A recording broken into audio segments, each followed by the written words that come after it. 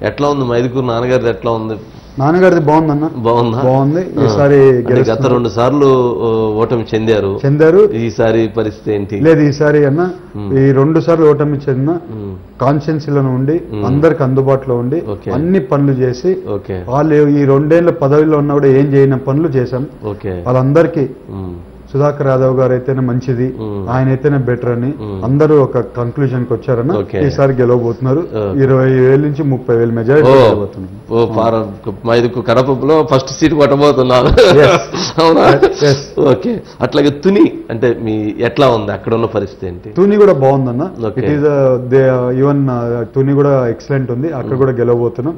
అది కూడా హై మెజారిటీతో గెలవబోతున్నాం. వేలో ఇంకా కొట్టుకొని వెళ్ళిపోతుంది. ఓకే.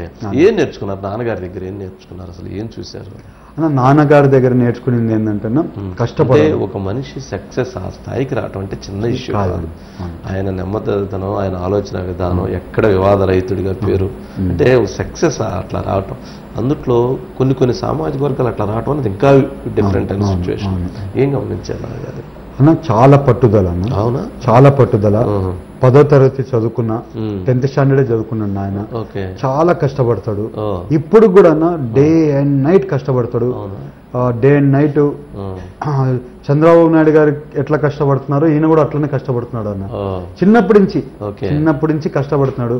మేము కూడా ఆ కష్టం చూసి భయపడి ఏది కూడా తప్పడుగు లేకుండా జాగ్రత్తగా ఆయన చేసిన రోల్ మోడల్ అట్లనే ముందు తీసుకొని పోవాలని, అలాగా ఆయన రోల్ మోడల్ తో ముందుకు వెళ్ళాం కాబట్టి నాకు ఇవాళ ఆపర్చునిటీ వచ్చిందన్న. నేను ఏమన్నా రాంగ్ గా పోయింటే మా ఫ్రెండ్స్ ఉన్నారన్న, అంటే వేరే వాళ్ళందరూ చాలా వరకు ఏమేమో వెళ్ళిపోయారు, డైరెక్షన్ మారిపోయి వెళ్ళిపోయారు. బట్ మన ఆయన కష్టం చూసి వాళ్ళు చేసిన సాక్రిఫైజ్, మన కోసం పిల్లల కోసం చేసిన సాక్రిఫైజ్, మా ఫ్యామిలీ చేసిన సాక్రిఫైజ్, మనం అవన్నీ బ్యాడ్ వేసేసుకుంటే అవన్నీ కూడా వేస్ట్ అయిపోతాయి అని ఆయన ఎగ్జాంపుల్ గా మేము ముందు తీసుకుంది.